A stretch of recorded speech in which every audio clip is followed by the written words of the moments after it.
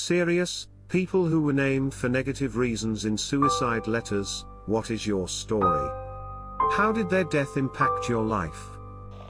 Got named in a suicide letter posted to Facebook written by a classmate that sexually assaulted me after I reported him to my university. The letter contained graphic details of things I don't remember happening to me.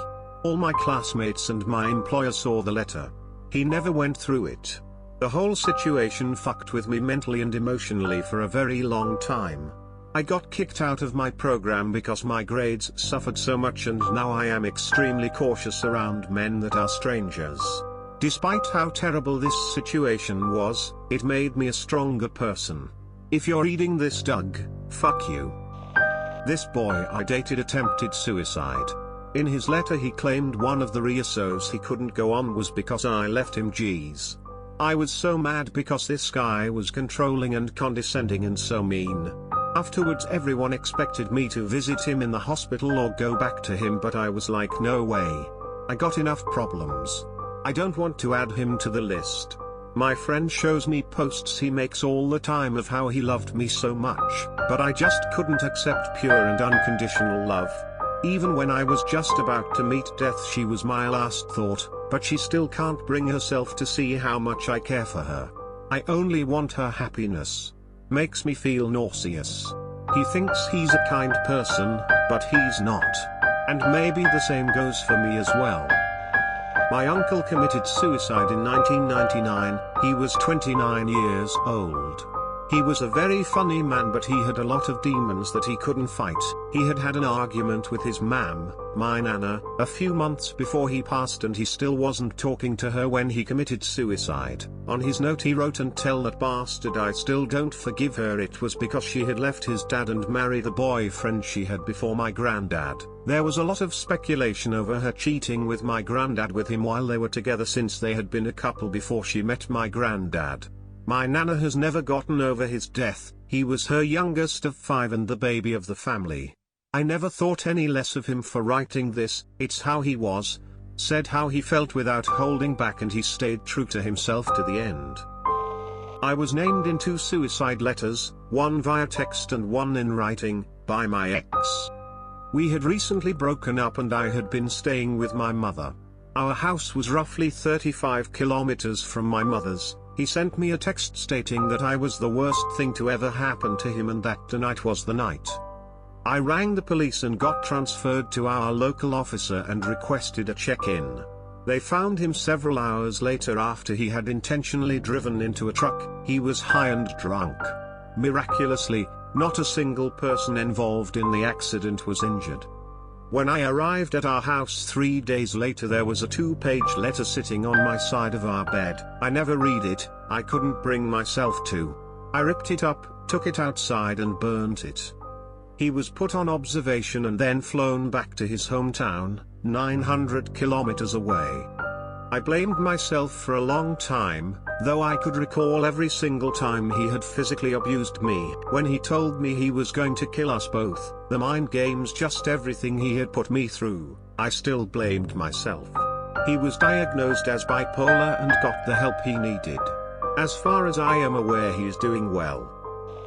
My father is a retired lawyer. He told me that for his first divorce case he had written a strong-worded opening brief for the judge, and that the husband hung himself with the letter pinned to his chest. And #X200B. He told me when I asked him why he never worked on family law. She didn't die, but she was in a coma for a few months after.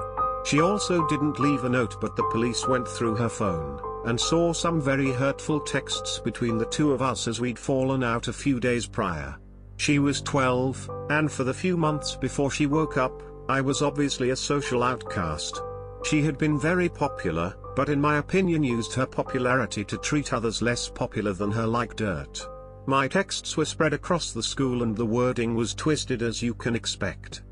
Then she woke up. She was very weak and couldn't accept visitors for quite some time. One of our old mutual friends mentioned, to try to make her feel better maybe, that I had been punished pretty hard and completely rejected by everyone, and it broke my friend's heart. I don't know what happened to her during her time in the coma or even as she was losing consciousness, but she completely changed as a person. She begged for me to be allowed to visit. Because of my involvement, the doctors thought I would have a negative impact, and we both broke down crying about everything that happened. From that point on, she made a point of telling everyone to be kinder to me, but she'd lost her social influence. She wasn't a martyr to them anymore because she had woken up. They wanted a sob story, not a survivor. This was 7 years ago now. My friend spent a year longer in the hospital, recovering physically and mentally. She eventually returned to our school, where she faced a similar reception to me. This was particularly hard for her to handle, and eventually she convinced her mother to let her move districts for a new start. As a part of this healing process, she dropped almost all contact with everyone who knew her then. From her Facebook it seems like she's doing well, but you can never really tell. It's shocking how quickly people forget. Kids can be really cruel. After a few months of her moving, I never heard her name again. I just wanna say, I finished writing a suicide note about an hour ago. Was going to contact my dealer for some heavy drugs, planning on loading in my car tonight. That thought has stopped now, reading all the people who have suffered. I'm not sure what I should do next, but I've deleted the suicide note. Suppose that's a good start. Update. I like to thank all of you who posted, upvoted and directly messaged me. Your support meant more than you know. I've arranged an appointment for some professional counseling for later this week and I'm looking forward to healing. For those who else may be struggling, please see this example of how much strangers can save a life. Don't be afraid or ashamed to seek help. Thank you. Oz. Removed. My ex-girlfriend in April of last year attempted suicide. I had just gotten out of my depression episode and I met her. But she was always so negative and manipulative and always made me seem like I wasn't doing enough to help her. So I tried to break up with her, but she threatened suicide and made her best friend message me over and over again, guilt-tripping me because of how much she loved me and how I needed to be with her, otherwise it would destroy her. I gave in, kept living miserably for a while. I finally gave up and said I can't do it anymore, and she took a shard of broken glass, slit her wrists, and lay down on my front lawn in a tank top. Ambulance and parents were called. I haven't spoken to her or her friends since. It was traumatizing and I still can't get over the situation. My cousin was named twice, first by his mother, who said that as a child he was too much handle and made her miserable, among other things, and later by his girlfriend because he had the gall to leave her. It was a toxic, abusive relationship, and he did the best he could for himself. He's alright, as in he's outwardly funny, communicative, friendly. He's not a very deep person, but I don't think that with that baggage he can afford to be. Removed. Removed. I'm a police officer. When I was in patrol I was dispatched to a 911 call for a hysterical woman screaming that her husband had hanged himself. When I got there I found him hanging from a rafter with a note on his chest that said, "Happy now, bitch." She found him like that after she got home from shopping. I can't really say how it affected her long term, but it stuck with me for some reason. I was a kid, about 10 to 11. My mum's had moved in with her boyfriend and everything seemed fine. I went to visit on weekends, and that's when he started molesting me. I told a family member, and it got taken to the police. I had to go be interviewed. I requested the video of my interview a couple of years ago to see what I said, as family members have since pretended it never happened and I was worried I was going crazy. Seeing a little version of me sat in that massive chair speak so quietly and so scared, explaining those things was one of the hardest things to watch.